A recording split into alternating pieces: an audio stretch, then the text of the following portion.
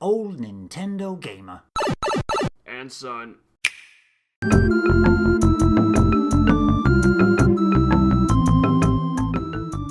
And the biggest thing, Nick, is, and I don't know if you watched it, the live, that is anyway, the Monster Hunter digital event. No, unfortunately I didn't, and I haven't gone back and watched it. I completely forgot about it. So you're going to have to fill me in on what we saw. Good. I'll be your newsman and take you through what happened. They opened up with Ryozo Tsujimoto, the producer of one of the producers of Capcom. He's a producer on both these Monster Hunter games they talked about. I was surprised that they talked about the second one, which is Monster Hunter Stories 2 Wings of Ruin. I never played the 3DS original one, and you didn't either. No.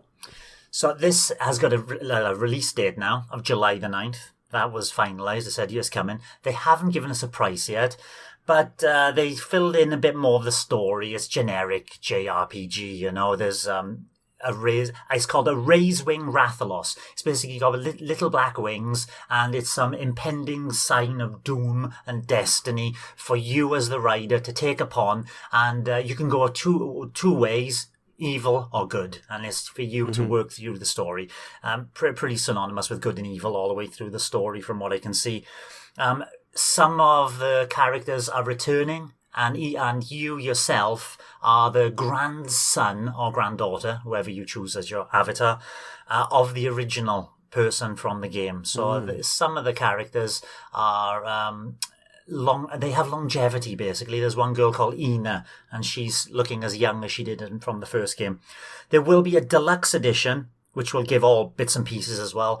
Like I said, they haven't given the prices for those, just the date, July the 9th. And if you have Monster Hunter Rise save data on your Switch, you can also get some bonus stuff as well, like extra outfits for your companions. Not much else apart from there's 3 amiibo figures to go with the game. One of Ina, that girl, one of the Rathalos with the little black wings, and one of Tsukino, who is one of the Palicos, the little cat people that help you along in your quest. My biggest takeaway is it looks absolutely sumptuous. What a delightful looking game, and I'm glad they've gone with this kind of cel-shaded look with it, because the cartoon aesthetic throughout the environments and everything is amazing. If you can't have it, check it out. Yeah. Looks better than the Monster Hunter Rise, yeah? In the different styles. I love Monster Hunter Rise for its Japanese aesthetics and its more more realistic settings, of course. Yeah. But this as a cartoon, and it's got that kind, the Japanese cartoon anime style to it, but beautifully done. Okay, I'm gonna have to go and watch it then. So the next one was Monster Hunter Rise. We know it's coming March 26th. As I surmise, the Rampage quest types are a kind of tower defense thing where a number of monsters will be attacking your village, and you get to set up turret emplacements, which you can change the type of turrets on the fly. And then you can use villagers. I don't know how you do this, but you can acquire villagers and befriend villagers and use them in the attack as well. And at certain points, you will get buffed up, and then you can jump off the gun emplacements and start attacking the monsters in situ. There are some huge beasts appearing there called apexes.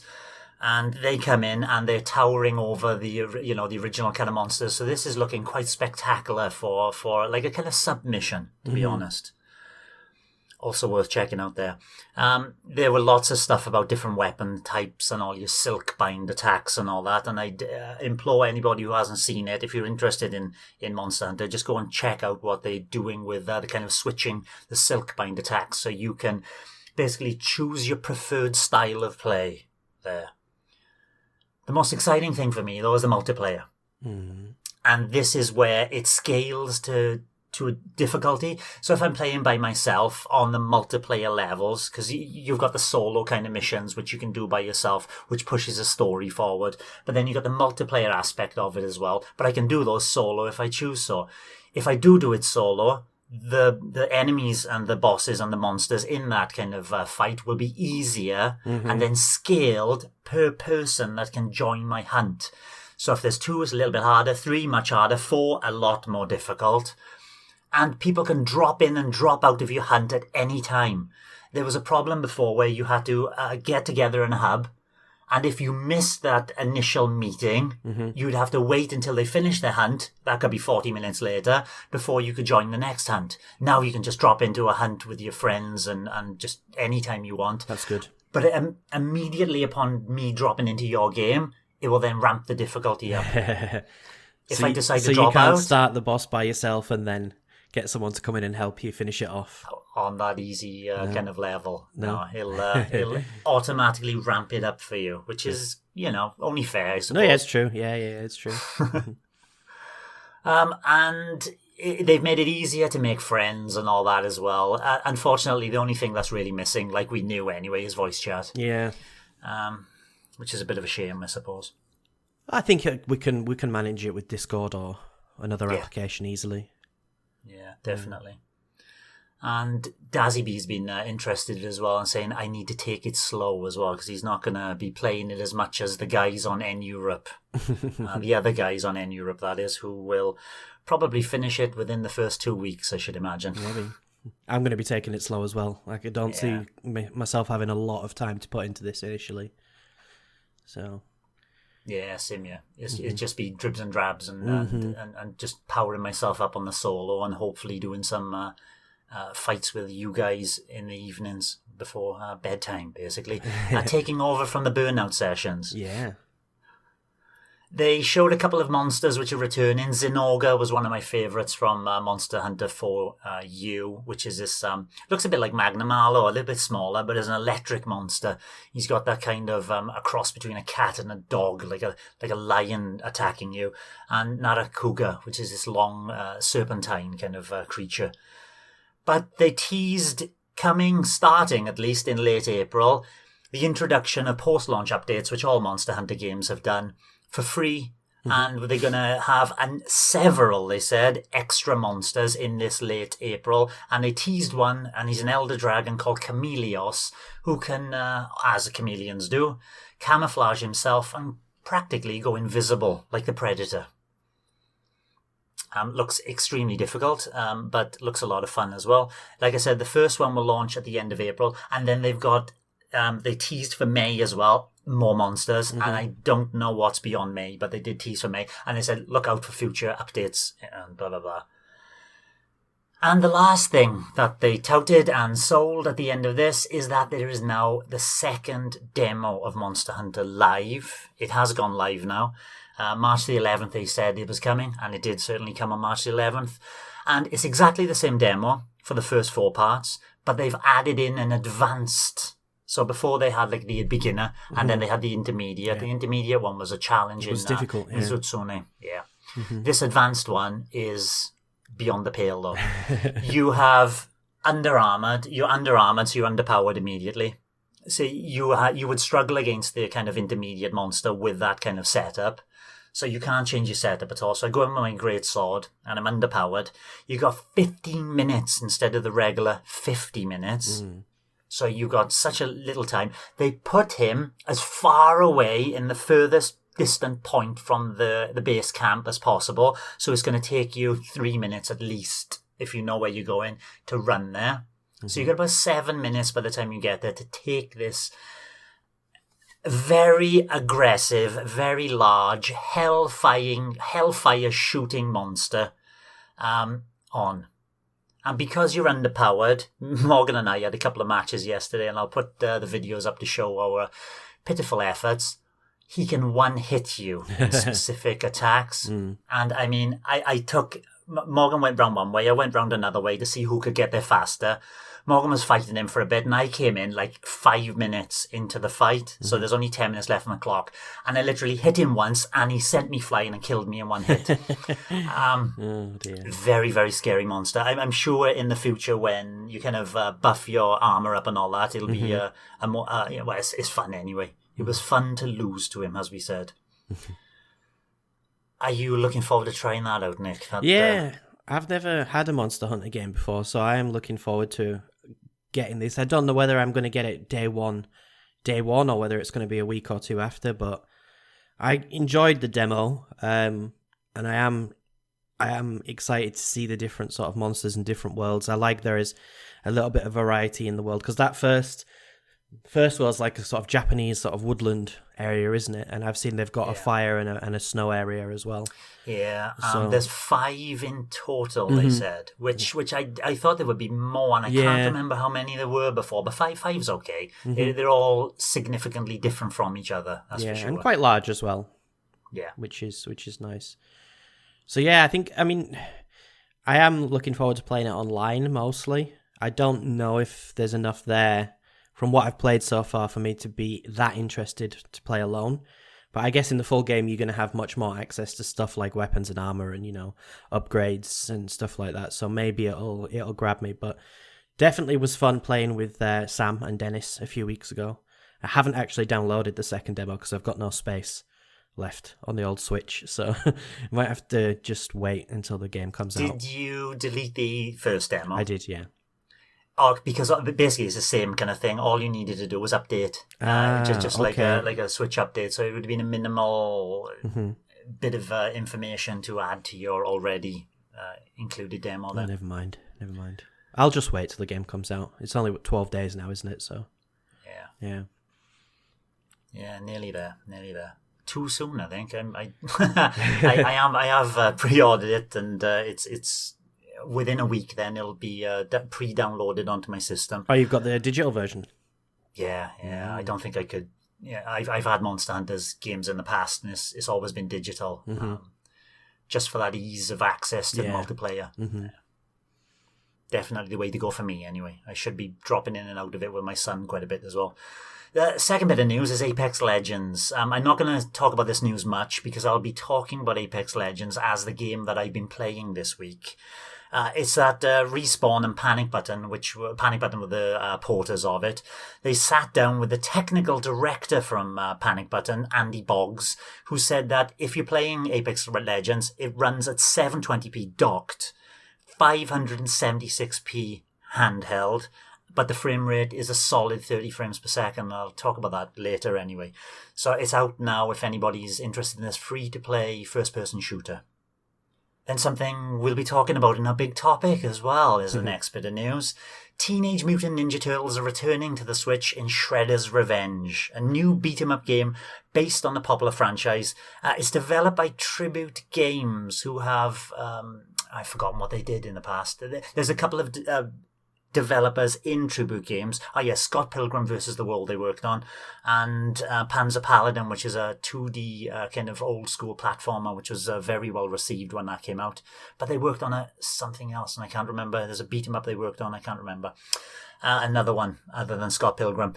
It's coming. You saw the demo for this one, not the demo, the trailer for this one, and up to 4 players simultaneously. Don't know if that's online or anything. We don't even know if it's coming to the Switch, but surely, Nick, this is a shoo-in. Yeah, very exciting. I loved the trailer. I thought it was great. I would have liked to see a little bit more gameplay, and I've seen a couple of complaints. I think it was Greg, actually, who wasn't keen on the art style, was it? Yeah, who I loved it. Who would have preferred the sort of Streets of Rage 4 more sort of cartoony style. Kind of agree with him, to be honest. I do think, when the game was revealed in the middle of the trailer, I was expecting a more sort of Streets of Rage 4 art style, but they've gone for the sort of River City Girls style, haven't they? Where it's like pixelated characters, and it still looks good. A little bit like that Scott Pilgrim kind of look. It still looks good. Yeah. And I remember when I was like 6, 7, 8 years old, my cousin had one of the SNES Turtles games, and that's the only time I've ever played it. And then a bit later, I played it in the arcade.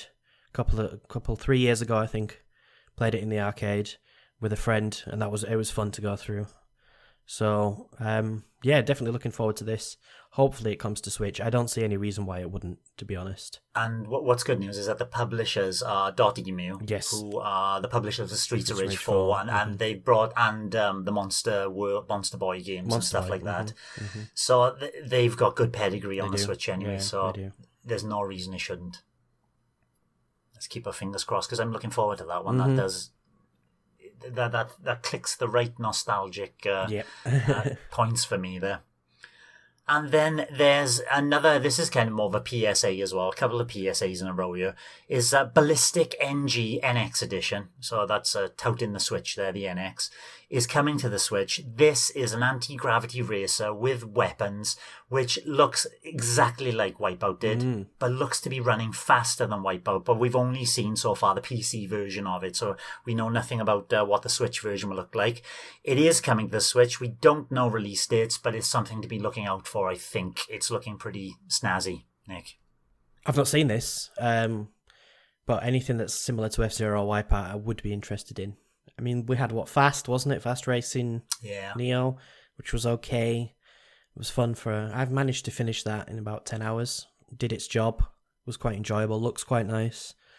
So if this is anything similar, then I might be interested in it. But if it's already on PC, then that's probably the best place to play it, to be honest.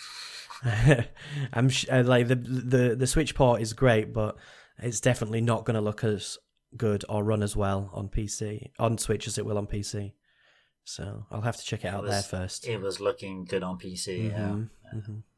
Moving on to Square Enix. This March the 18th, which is, was it day 14th? So this Thursday coming, there will be a 40-minute presentation called Square Enix Presents, which is a digital direct presentation, which is covering games coming from the company. And they've teased things like Balan Wonderworld. Ooh, we knew that already. But they're also teased a look at a few of the whimsical games from Square Enix's sister company, Taito. That's at 6 p.m. in the UK. What would you like to see there, Nick, from Square Enix Presents? I guess we might see some more of the Project Triangle strategy game that's coming. That would be nice. Maybe some remasters of SNES games, or not remasters, maybe something like, what is it, Chrono Trigger? Yeah. I don't think the SNES Final Fantasy games are on the Switch yet, are they? No, they're not. No, the 1, 2, 6 are absent. So that's maybe right. something like that. Not really interested in anything new from Square Enix, to be honest. I noticed that the three RPGs, the Tokyo Studio RPGs, are all on sale. I Am Setsuna, Oninaki, and what's the other one? They're all on my wish list, but I can't remember the name. Yeah. Anyway, they're all currently the cheapest they've ever been on Switch. Yes, so I looked at, not I Am Setsuna, it was the one you can't remember the name of. It's like 15 quid, I think. It's like, that's not a bad price. I can't remember, but I got I Am Setsuna eventually on PC because it was very cheap on PC a few weeks ago. But I really want to play the other two. Lost Sphere. Yes. Lost Sphere and Oninaki, both currently the cheapest they've ever been. So might be worth looking into them, because I mean, they're all those three games are a little bit Marmite. They've all had their criticism, but there's also a good number of people who really, really like them. So I think if you're into those 16, 32-bit RPGs, it might be worth picking up. I think you get a lot out of them, yeah. Yeah. And you are. Mm-hmm. Yeah. Plants vs. Zombies, last bit of news, until we go on to the little bit of sales data here, Nick. Plants vs. Zombies Battle for Neighborville Complete Edition is nearly launching on Switch, and they basically talked about the frame rate and all that, and I'm not going to talk about that. It's 30 frames per second, as expected, 720 handheld, 900p docked. The most significant thing is it's running on the Frostbite engine. So EA have basically given the developers of this Plants vs. Zombies time to get the Frostbite engine, that's EA's development engine, which has never been on the Switch before. So all those FIFA games that were on Switch were using a custom engine. Mm-hmm. So now they have a working Frostbite engine on the Switch that EA could utilize for further development and games looking to the future. Anything else coming from EA? This is the most exciting news of the week, because it basically confirms that the Switch Pro's coming. Let me paraphrase something that I heard Carry on another podcast. So basically, there's no reason for EA to put the Frostbite engine on the Switch. If they've already missed the first 4 years, why would they do it now? Okay, there's a user base of 80 million, but I don't really see EA putting all that effort in to put an engine on a console that's almost at the end of its life. So listening to John Linneman from Digital Foundry and a couple of other MVG and Nate the Hate, they had a discussion, which was quite interesting. It was like an hour-long discussion on Nate the Hate's podcast. Now, it was all speculation, but it seems very logical that a Switch Pro is coming probably in 2022, not this year. And the reason that EA's done this is because they know it's coming and they're getting Frostbite ready for when the power. So they've spent all the time like working it out, getting it up and running on the current Switch so that when the new Switch comes out, it'll be ready to go. And you can take advantage of it. It's quite a significant... I mean, do we really expect Plants vs. Zombies Battle for Neighborville to sell a lot of copies on the Switch? So yeah, I think this is kind of like a test, basically. Now, Apex Legends, is that not Frostbite then? Because it's interesting was ported by Panic Button. Yeah, I'm not too sure. That's ported by Panic Button, so I suppose that was a custom kind of Panic Button job, I suppose, from Respawn. Yeah. But it's interesting anyway. The rumours are that there's going to be a Switch XL this year, which is going to be Nintendo's transition to the new screens, but the internals are going to be the same. So they're going to give us... Basically, remember we had that version 2 Switch last year or a year. Yeah. It's going to be the same, but just with a new screen. That's what it seems to be at the minute. And then in 2022, probably before the end of March, there's going to be a similar Switch with the same new screen, but with better internals. And that's going to be like the next step. Did you see what Nintendo Life had a report on, saying that NVIDIA have shut down or are very close to shutting down the development and the Tegra X chip, which is the one in the Switch at the current time. It is. So if they are shutting that down, Nintendo need to move on and go for the upgraded version of it. They talked about that as well, and they said it's impossible to know exactly what's happening because if that's production ending now, then it means something is coming fairly soon. Nintendo are going to have to move fairly soon. But it said production's going to shut down this year. So if it's at the end of the year, Nintendo could get a lot of Tegra X1 chips on the cheap and stockpile them. Yeah. So it's kind of unclear. See them well into next year. Yeah. So they're not really sure what that means, if that has any significance. But it does mean at least in the next 2 years, Nintendo are going to have to move on. Which I guess we kind of thought anyway, didn't we? So yeah. But yeah, it's exciting. Lots of rumors.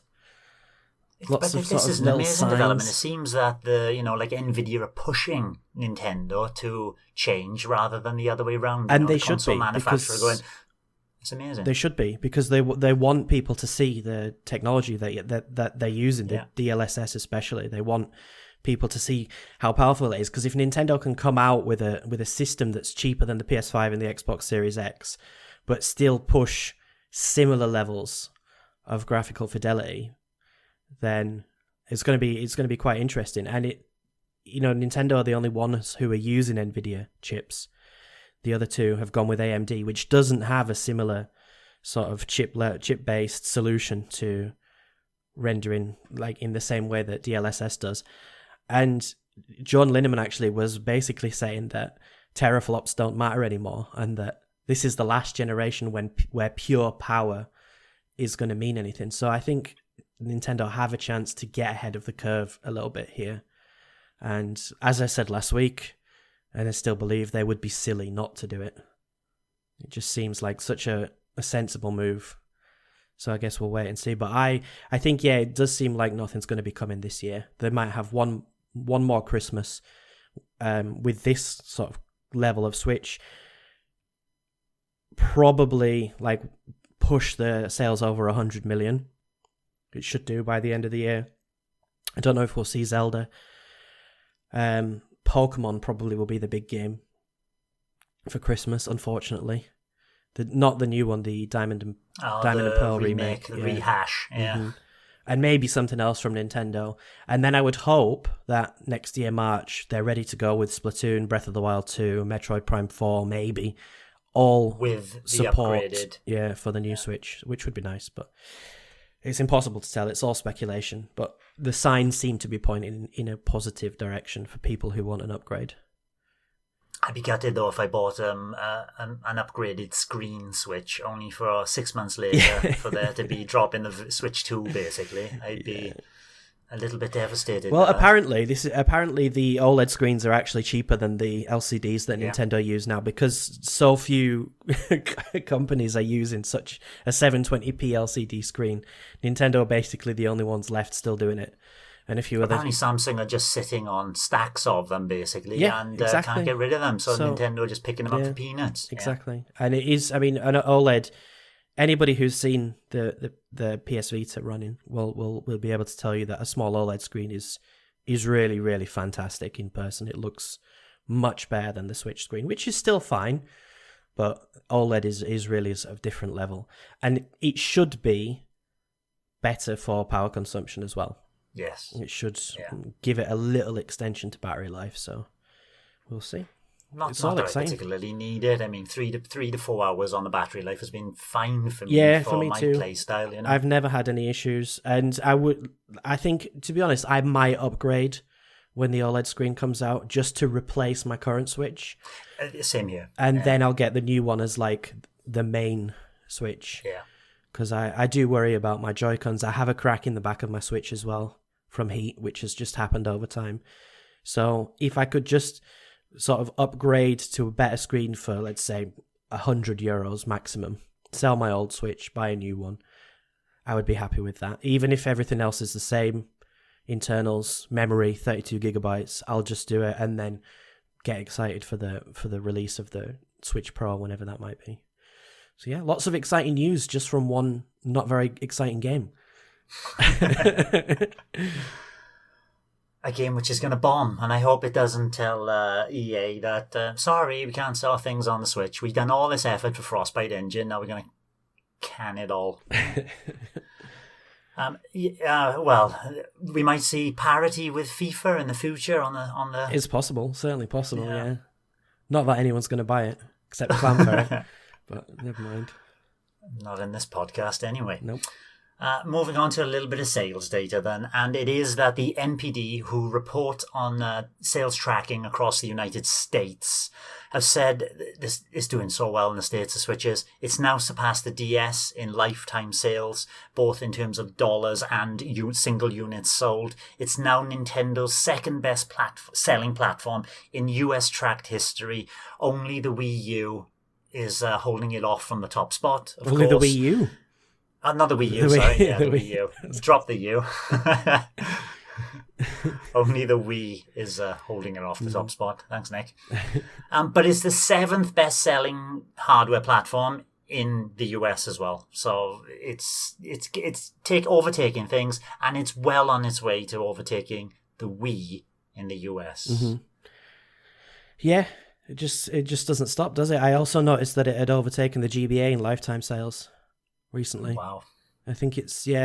I think the GBA was 80 million or 80.6, and the Switch has just passed it in the past couple of weeks, which is great, I suppose.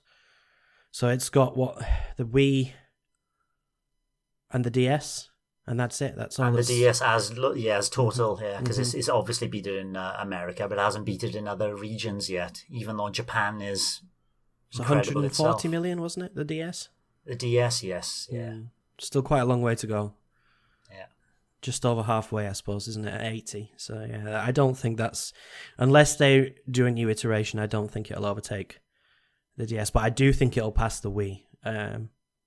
Within the next 12 months, maybe a little bit longer. Like I say, they can do a final push in the last year and a half, 2 years of sales, and just put out collector's editions. You know, this is a Zelda one, this is this. It's not even had a price cut yet, has it? So No. yeah, it just keeps going. Yeah, keeps wait on till the trucking. new version comes out, and then the original one gets a price cut. The Switch Lite gets even more of a price cut. Mm-hmm. Yeah, they're going to pick up a hell of a lot of sales just out of that as well. Yep. The future's bright. The future's Switch. I'm onto some download delights.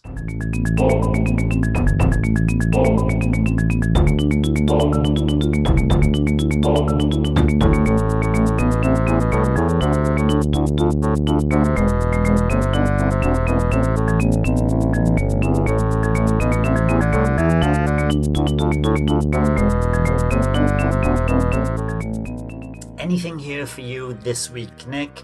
A big customizable RPG which delivers intense combat inside a sprawling game world, apparently called Kingdoms of Amalur: Re-Reckoning. Very well thought of. 16th of March, £36.74. There's a little bit of a price reduction on its initial price there. That awful, and I'm sorry if there are fans of this game, that awful looking Stubbs the Zombie in Rebel Without a Pulse, which is an Xbox 360 game originally. That's out for $14.89. There's also going to be a physical edition for that as well, with a Stubbs the Zombie 9-inch head, which I talked about today on my news show. Dark Complete Edition is out for $17.99. Can't see it in the American eShop there for some reason. That's on the 18th of March. That's a bit too pricey for what it is, but it's looking like a good 2D platformer with some psychological nightmare stuff in it. Root Film is a very Japanese, uncovering a 10-year-old mystery lost in 35mm film. So you're kind of editing a film and trying to piece together a mystery in the past, which looks quite interesting for $34.99. And the game we just talked about with the EA Frostbite engine, Plants vs. Zombies Battle for Neighborville Complete Edition is $34.99. That's too much for Plants vs. Zombies there. Yeah, nothing for me. I don't understand why we're getting 2 zombie games in the middle of March. That doesn't make very much sense. But yeah, that Stubbs the Zombie looked pretty bad in the Direct. Very strange release. An old 360 when I talked game about it on Old Nintendo Gamer and Son, I've had a couple of people on the messages in the YouTube channel going, "Oh, I can't wait for Stubbs. I had so much fun on the Xbox." Yeah, maybe it's a fun game. Good for you. Yeah, not something that really interests me though. None of the new games do this week, unfortunately. Me neither, to be honest. Even though Kingdoms of Amalur is really well thought after, and apparently this is a good reworking of it called Re-Reckoning. Yeah, that's still not for me. I'll be waiting for Monster Hunter there. On to some of the sales. Do you want to have a quick look down there, Nick, and tell me anything worth mentioning? Paper Mario there, Super Mario Maker 2 and Super Mario Odyssey have all got 35% off, which is the biggest reduction they've ever had. Ever. Normally is 33%. Yeah. Yeah, I got the Origami King with a voucher, and the voucher itself was a little bit cheaper. I think I ended up paying $37 for it. So yeah, I think that's a good price. I've not played it yet. I know you enjoyed it, and I think Greg's going to start it soon as well, isn't he? Yeah. Mario Maker 2 for $32 is pretty decent as well. Odyssey, obviously, for $32 is a bargain. I think that's the cheapest you'll ever find it, because even the physical secondhand doesn't go down to that price. So that's a good excuse to pick up Odyssey. I had a look at the Dragon Quest games. I was tempted to maybe try one of them. Yeah, the original Dragon Quest trilogy there, yeah. And I wouldn't mind getting Bit Trip Runner, which is $224, isn't it, I think? Yes, yeah. Apparently, if you've got a game from the same publisher already downloaded on your Switch, you can get it for even cheaper. But I'm not too sure what the publisher, I can't remember them. But if you're not, like us, it's £2.24, 50% reduction, and then all the other 5 games in the Bit Trip series then become 60% off. Wow, okay, yeah, I'm going to have to maybe get Bit Trip Runner, because I remember having a good time with that on the Wii, on the original Wii. And what was the other one? There was Bit Trip Beat I played, and Bit Trip, the second one, whatever that was. I can't remember what it was called. There was one where it was more like a rhythm game, which you had to go along and dodge things and collect. Bit Trip Core, maybe it was called. There was a couple of good ones. I think out of the ones I got on 3DS, because it came across as a package, is out of the 6 games in total, there were 3 blinders, to be honest. Yeah, there were 3 of them. Ones. I remember 3 of them being good. Beat, Runner, and one other one, yeah. I can't remember what it was now. Now, if you do want the full weekly Switch eShop download and sales information, check out the N-Europe website where Dennis Tummers drops all the details on a weekly basis. Thanks for watching, and don't forget to hit the subscribe button and give us a like if you've enjoyed our content. You can also check out our other great content on Twitter, Facebook, Instagram, and the N-E Café podcast from all good podcast providers. Just follow the links in the description below.